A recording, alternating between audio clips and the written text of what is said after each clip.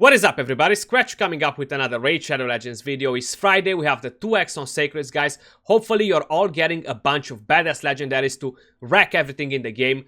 But it's time for some Raid Digest with Scratch, guys. So we got some news regarding a new champion coming for a Fragment fusion. We got some other news kind of clarifying the situation with the poison detonation, because a lot of you guys out there got confused from the previous news we got from them because they haven't really specified that, even though I automatically understood that because they've done the same thing with the Doom Tower bosses, and was kind of like, yeah, they're gonna do the same with the dungeon bosses. But right now we actually got some clarification from them regarding this subject, guys. So it's the Raid Digest here regarding the patch 4.2. They're kind of telling us what exactly is gonna happen. The dungeons, they're gonna become much harder. Yeah, we kind of expect that. But then they say the logic behind it is we're still gonna get the same points in tournaments because they haven't really put a 7-star gear or anything like that. It's still 6-star gear from what I've seen. You are still getting 5-star rare gear, which is really disappointing, honestly, considering the effort you gotta go through and the amount of energy you're spending. But I really want to see the numbers, the percentages, how they got moved up and down. And regarding the new bosses, of course, bosses on the new stages are tougher and have passive abilities that limit the amount of damage they can absorb from one attack. This includes damage from Elenaril's Combust and other skills which exploit the poison state of a target. So that being said, poison detonation, dead. Unfortunately, that was a really fun thing to use. I don't know if they're gonna come up with new champions that do other crazy stuff, but hopefully they will, because it's kind of boring if you just go with damage dealers and just hit left and right, you kill the boss and that's it. Without being able to use any sort of strategy, like I'm gonna use poison detonation, I'm gonna use HP burn detonation, God knows what sort of things. They gotta come up with something to make it more interesting, because if not, it's gonna be really boring, sad. But that's not working, and the thermometer decrease is only by 50%. So I'm not sure if that was clarified before or no, but that's one thing. And again, I want to clarify the stages of keeps. They will get 5 stages as well, because their grammar sometimes is really weird. The way they word the stuff, they make it confusing for a lot of people. Even when you read it, you just go through it and you're like, are they meaning that? They meant the other thing. And you're like, oh, I'm not even sure what they meant, you know? But basically, that's what's gonna happen. The good news though, secondly, with the release of the next patch, we introduce a new temporary event. The silver cost of removing gear will be halved for 1 month. This is a good opportunity to experiment with equipped and to test your champions in different locations. So hallelujah to that. They're gonna reduce the cost for silver to move gear and stuff for 1 month. Cut in half, guys. It's still not the best option out there, but it's definitely a start. So I'm super hyped about that. They're gonna inform us a couple of days before everything goes back to normal, so you have the time to move the gear back on your champions if you wish so. Regarding more information that we gotta digest, guys, they will be fixing the classic arena in the next couple of weeks. So they're gonna fix the lower tiers, silver, bronze. They kind of gonna create a different sort of matchmaking system to help you guys progress in arena. I hope they're gonna make it enjoyable so all of you guys can start to actually enjoy that. And regarding the missions that they're gonna come out for the new champion, as expected, they're not gonna be something easy. It's not gonna be something to do in a couple of days and that's it. But guys, and one more thing, we will add a bunch of new missions with a new champion as an ultimate reward. That champion better be good. This will be a part of endgame content. Those formidable missions may seem somewhat intimidating at first, but they are supposed to defy those players who already swept through almost all existing content and want some more. Please keep in mind that they are not supposed to be completed in a matter of days. They will require significant effort and time, which they should. I totally agree. I don't feel like this game is not like I'm going to the store, I'm buying a PlayStation CD, I'm putting the game like Uncharted 4, I'm gonna play 2 days, I finish the whole campaign and I go to sleep after. No.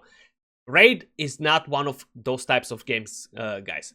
Either you play it, you grind it like forever, and that's when you kind of beat it, or you just give up on it and that's about it, because there's kind of no middle ground with it. It's not like I'm gonna finish the game in 2 days, I'm gonna get everything done. No, not really. Like, yeah, you can beat all the content, but you still haven't finished the game because you're still grinding for champions, you're still grinding for gear. No matter who you are in the game, you're still doing this.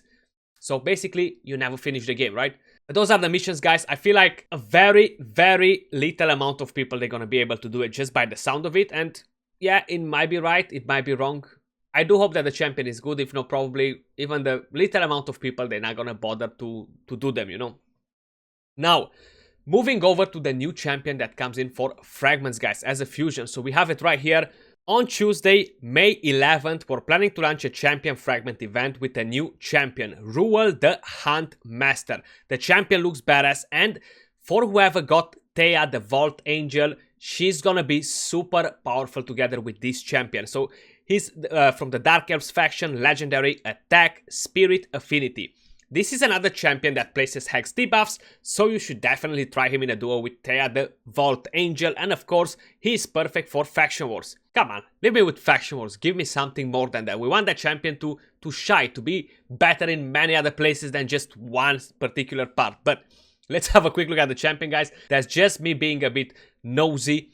This is the champion right here. He looks badass, like he looks amazing. Check that champion out. Like, I don't know, he looks so evil. I don't know how he fits in the Dark Elves, honestly. I feel like more undead or something like that, but I think they were like, well, we've made plenty of undead champions. Let's put him somewhere else.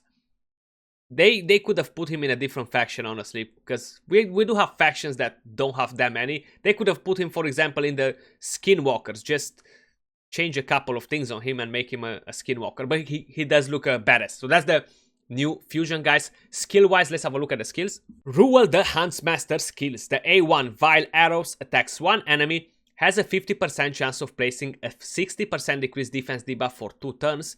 Transfer a random debuff from this champion to the target if the target is under a hex debuff. A2 Unleash the Hunt attacks all enemies, places an extra hit on enemies under hex debuffs. Will ignore 25% of each target's defense if there are 4 or more enemies under hex debuffs. That's on a 4-turn cooldown. A3 Stalk Prey places a 50% increased accuracy buff on all allies for 2 turns, then places a hex debuff on all enemies for 2 turns. Also places a Perfect Veil buff on this champion for 2 turns and fills this champion's turn meter by 50%. That's on a 6-turn cooldown. And we have the passive. This is a super badass passive, guys. Decreases the speed of enemies under hex debuffs by 5% and decreases the resistance of those enemies by 10%. Also increases the damage enemies under hex debuffs receive by 10% and decreases the value of heals they receive by 30%. These effects do not stack if there are multiple rules on the same team. So the champion itself, guys, looks pretty badass, honestly. I kind of feel like he's gonna be great with Thea. He's gonna be great alone as well, depending by how good are the multipliers on this skill right here.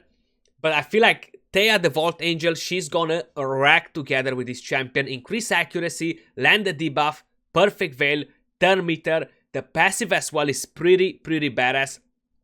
I think it's gonna be an awesome fusion.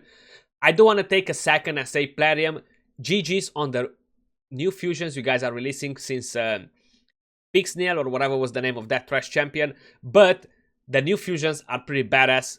I like it that everything brings something new to the game, some sort of fun, so GG's on that. I do like the champion, guys, so we do have a couple of weeks to prepare for it, more or less. Let me know in the comments down below, what do you think of this champion? What do you think of the silver part? I'm super hyped about the silver situation. I'm glad they finally decided to address it. But that was kind of all for this video, guys. I just wanted to give you a quick update on everything that's happening. Probably by the time you're gonna see this video, we are live on Twitch TV, guys, so feel free to come over there, check it out. We're probably gonna do some sacred shard pulls, some coaching, some crazy fun stuff. But I do appreciate all of you guys watching. If you did enjoy the video, don't forget to thumbs up, subscribe for more content, turn on notifications to see when we upload next, and I'll see you all soon on another video. Till then, peace out.